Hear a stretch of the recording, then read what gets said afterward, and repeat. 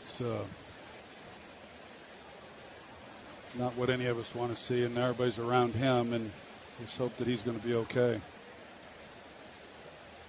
So we'll take another break here in Cincinnati. Yes, welcome back. When something happens, you will see a lot of conspiracy online.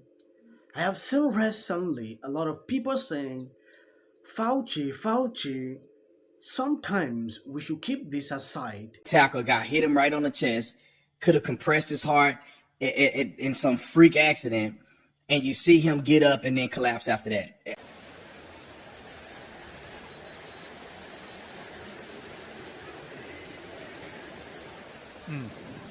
That's not what any of us want to see, and everybody's around him, and let's hope that he's going to be okay. So we'll take another break.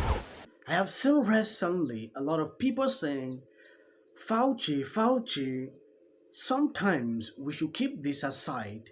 As you saw at the beginning, you will see it clearly what happened. Some people have not even watched what actually happened or follow up the stories, will just dive into. I understand how people feel. If you believe in prayers, please pray for him. Commotio cordis, an extremely rare condition that's one of those things that we typically only think we're going to read about in textbooks. Essentially what can happen is if you have a blunt trauma to the chest that occurs at exactly the right time in the cardiac electrical cycle, your heart can be sent into cardiac arrest. As Hamlin comes in here, we can see this square hit to the front of his chest. We see him get back up momentarily before ultimately collapsing back down to the ground and requiring CPR on the field. This is a tracing of our heart's electrical activity. Basically, this is one cycle of the heart squeezing. Starts off with this P wave, which is the electrical activity of the atrium at the top of the heart squeezing, then the QRS complex, which is going to be the ventricles acting, but then the last phase is this T wave, where the ventricle basically depolarizes and kind of resets to get ready for the next cycle. For commotio cordis to happen, you have to suffer this blunt trauma to the chest at exactly the right moment, specifically on this upstroke of the T wave, in order for the heart to then be sent into this arrhythmia and subsequent cardiac arrest.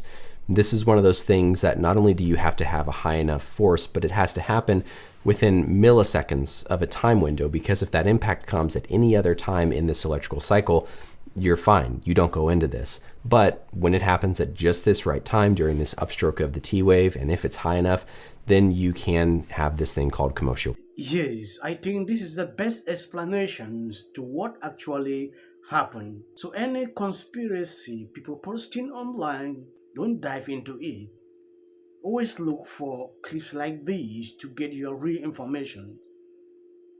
I've seen a lot of videos on TikTok where a lot of people struggling, they don't actually even know what they are talking about, raising points about this. Some get videos. Yesterday, he had a GoFundMe to raise money for toys. He has been doing this every single year. If you check, it's more than 3 million. Something nobody expected to see. Latest information, I'm following up, he has recovered. He is back to normal condition.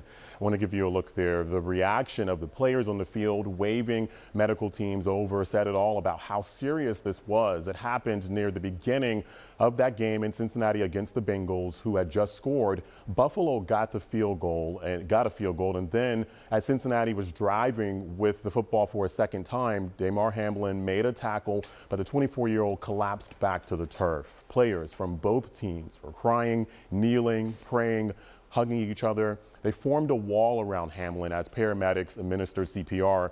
Buffalo Bills officials saying that the medical team was able to restore a heartbeat after Hamlin, a second-year safety out of Pittsburgh, suffered a cardiac arrest. So here's a look at the exact timeline. So the 8:55 is when the injury happened. 9:18, the game was temporarily suspended. We pray he recovered fast. In another sad news, I came across, I don't know if you have seen this. Gateway published this article just few hours Former NFL player Uche, who called to jail unvaxxed people, passed away suddenly at 38. I have been seeing similar news recently. I don't know what exactly is going on. Former Purdue and Jacksonville Uche passed away suddenly on Friday. He was 38. The former OL star was found unresponsive at his wife's home in West on December 30. The medical personnel tried to save Uche but were unsuccessful. An autopsy that was performed by the county office of the coroner on Monday revealed that there were no signs of foul play. Uche may have passed away from an enlarged heart with sudden heart failure, as stated by the coroner in their preliminary report. According to the authority, there are no signs of trauma or foul play.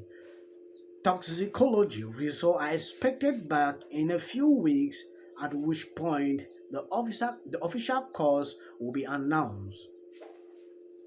On behalf of the Jackie organization and my family, our thoughts are with Uche's family plus friends at these terrible times. Dallas native started his football career when he committed to Purdue over Kentucky and Texas in 2003. We're going to go over an unfortunate incident that happened tonight between the Buffalo Bills and the Cincinnati Bengals. So number 3, Damar Hamlin is a safety on the right. Tee Higgins is the wide receiver on the left. And you're going to see here as we come through the play, the direct trauma right there, right shoulder to the chest of Damar Hamlin. And you'll see really sort of a rather innocuous play, a regular football tackle. We don't really see very much coming through here. So if you're looking right through here, at this point, nothing, and everything looks like a regular football play. It's only at this point does he go down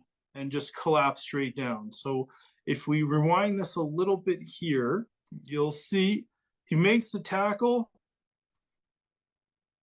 and then he's able to get up with his own power, and then it's only after a second here that he collapses. So what happened?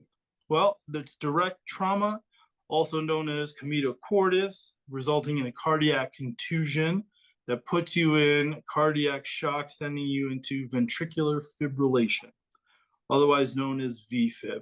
And this is an electrical pulse that doesn't allow the heart to fully contract, and this is what ends up happening, where the blood and the nutrients and oxygen can't get to where